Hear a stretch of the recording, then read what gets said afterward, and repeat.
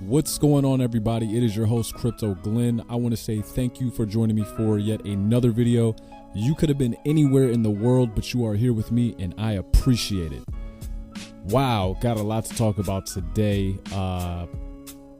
Starting off, I'm not bigger than my mistakes, okay? And I get a lot of things right. And sometimes when you get a lot of things right, with some people you can be too big to recognize your mistakes. And I may have been a little hard on the folks in the XRP community. And an apology may be in order. Just maybe. I'm not 100% sold yet, but I'd be lying to you if I said XRP and the folks over at Ripple were not cooking up anything interesting. Because the fact of the matter is, they actually are. And let's say the majority of what people think is going to happen with XRP is true. I'm usually early on these things, and I can usually, I'm usually a pretty good judge of character as to what's going to happen. And I got to admit, if this is true, I totally missed the boat on it. But just using the eye test and, just kind of paying attention to what Ripple's been doing. I mean, just literally the news just out of the last 2.5 weeks has caused me to pay very close attention to the things that Ripple and XRP are doing. Maybe it's a little bit of the hypeness of the Swell conference that's coming up here, but a moment at the beginning of November. But I gotta be honest with you, I'm gonna be keeping an eye out as to what new updates are being released before the Swell conference. A couple things I want to talk about here today. First, let's go ahead and take a look at a credible news source, Fortune magazine. If you guys have paid attention to my channel, I tell you be careful of where you get your information from, because not everywhere you get your information from is going to be legitimate and true. However, I don't think that's the case with the good folks here at Fortune magazine. You recognize the font, that is the font from Fortune magazine. This is their online publication. The reason why I have their audience numbers pulled up here is because I want people to understand exactly who it is that Fortune magazine is talking to. So let's go over this. You see a general synopsis of, the target demographic that Fortune reaches. They've got it broken down a little bit better here, so let's go over this. The ideal audience, obviously, is 3.2. That's million. That's about the amount of reach that they have, the viewership that they have, 3.2 million. Of that, the majority, being 2.1, is made up of men. The average median age is 48. Just over half have actually graduated from college. The median household income is $107,000. And the jobs that they hold are professional managerial positions. And of those, 621,000 are top management. So the shot callers, the decision makers. Okay. And again, here a little supplemental information in terms of those shot callers. Okay. The majority of them are C-suite, C-title positions. The decision makers, 1 million. Tech decision makers, so 713,000 of their viewership is in the tech sector, and they are the decision makers at those firms. Financial decision makers, over 250,000 readers. What's the net worth of those leaders? $1 million plus, 767,000.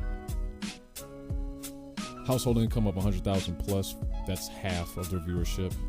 Household income of 150,000 plus, that's 30%, and over $200,000, 16%.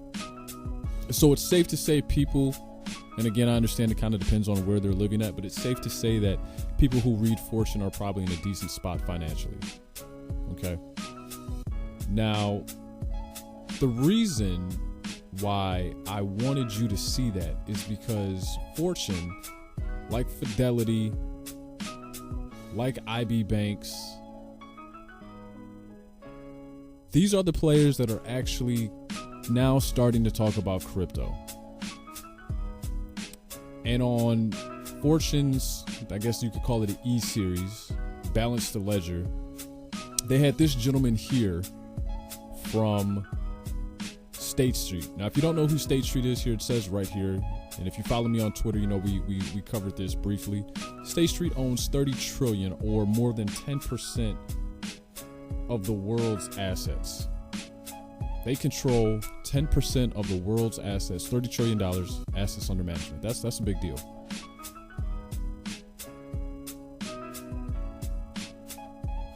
This guy, Jay Bencaminho, and I'm pretty sure I just butchered that, forgive me. This is what he had to say about digital assets and blockchain and the crypto markets.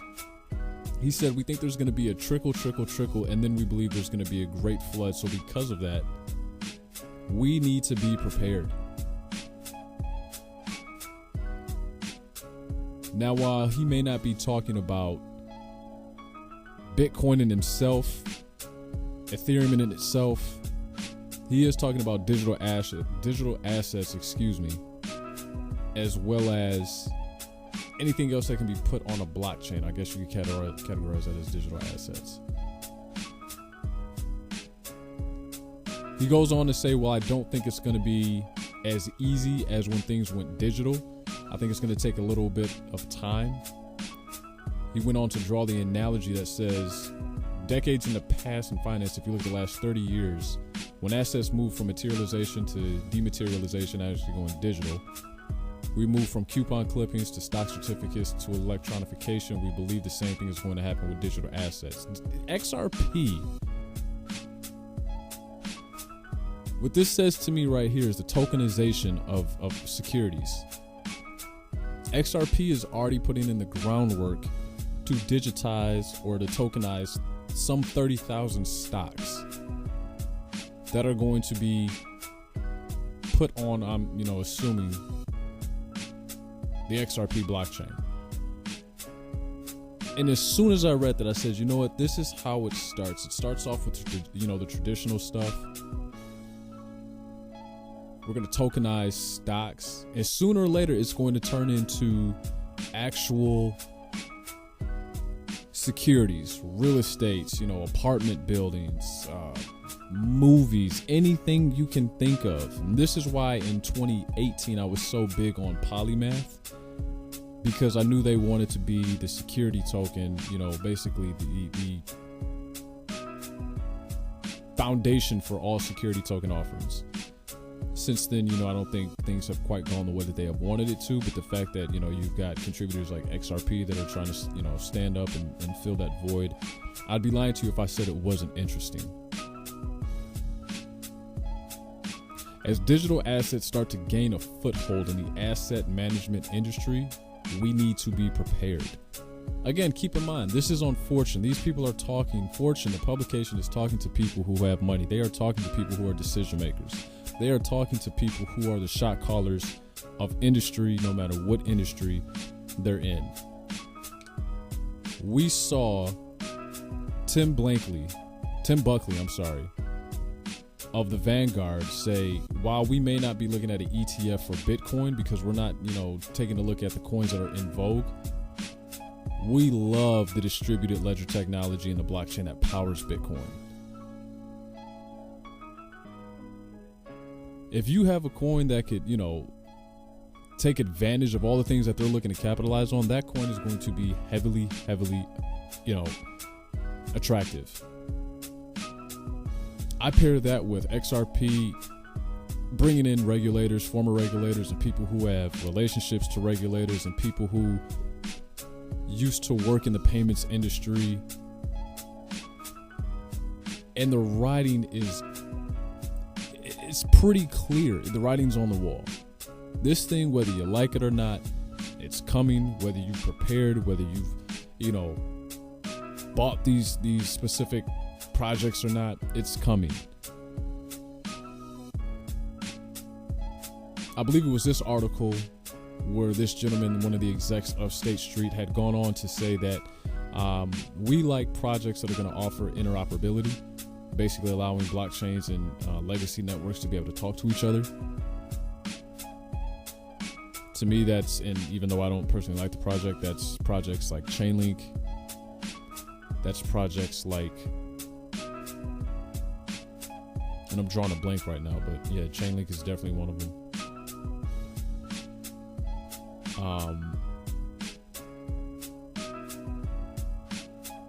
This is nothing short of amazing to me.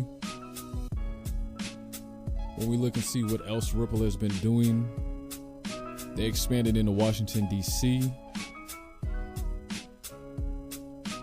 Article says they're the first major blockchain company with a dedicated global regulatory team in the United States Capitol.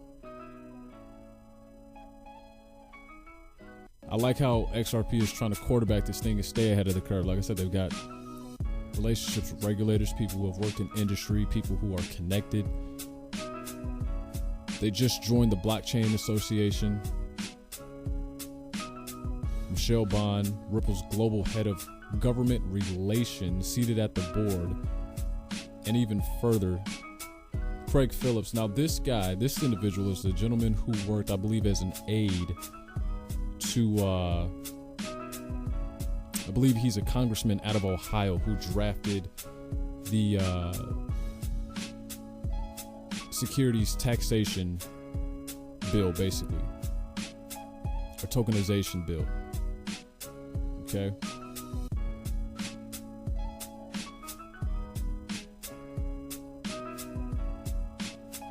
There it is, Ron Hammond, who previously worked on the Token Taxonomy Act under Rep. Warren Davidson. Warren Davidson, that's the gentleman out of Ohio who drafted that bill. One of the newest newcomers, Sue Friedman, joins Ripple as she is coming over from the Treasury Department. This is huge, man.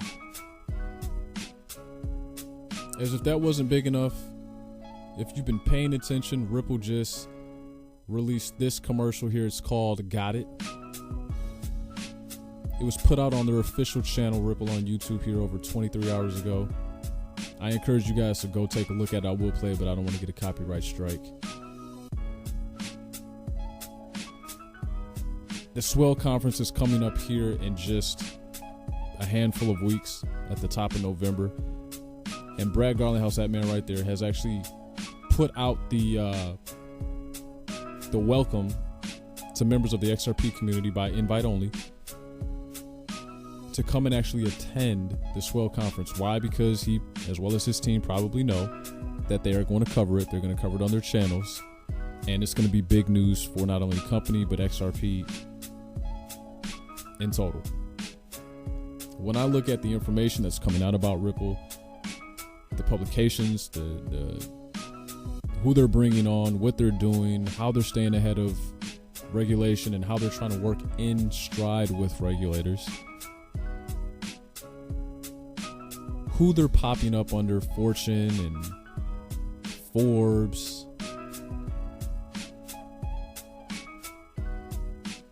the commercial that they just released, and all this coming out around the same time as their conference. To me, that tells me there's going to be huge news coming out of Swell. My only regret at this time is maybe thinking I'm a bit too late to the party and thinking that, you know what, maybe I should have thrown down the gauntlet and bought into XRP, you know, a while ago.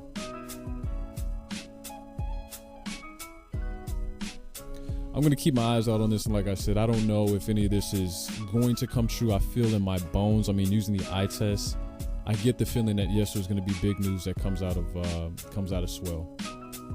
They actually just had some pretty big news not too long ago, and actually it slips my mind. But my point is, apologies may be in order. I may have to apologize to digital asset investor Alex Cobb, CKJ, Sam I Am, for, you know, their very, very bullish outlook on XRP, and me at the time just not really being able to see it. And like I said, I'm not 100% convinced now, but at this point I wouldn't be surprised if there was big news to come out of Swell. So I want to invite you guys all to just stay tuned. Follow me here on Twitter at CryptoGlenn. And definitely, if you do end up following me on Twitter, I want you to take a look at this small video clip here I had put out. Kudlow on Fox Live was basically, Fox News was basically talking about this deal, and everyone's talking about this phase one. He was basically talking about this deal that's getting ready to come into effect. Basically, a tentative agreement is almost has been reached. He had mentioned the IMF, and I know there's some folks in the XRP community that got really excited and kind of thought, hey, this guy's talking about XRP. He's talking about us. So I want to know what you guys think. We already talked about the Washington, D.C. office. And again, here's, some of the commercial. I encourage you guys to check it out.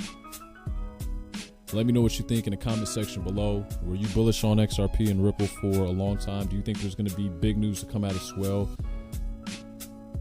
Do you think you have enough XRP in your bags? Let me know what you guys think in the comment section below. Follow me on Twitter. And yeah, I want to see what you guys think about this.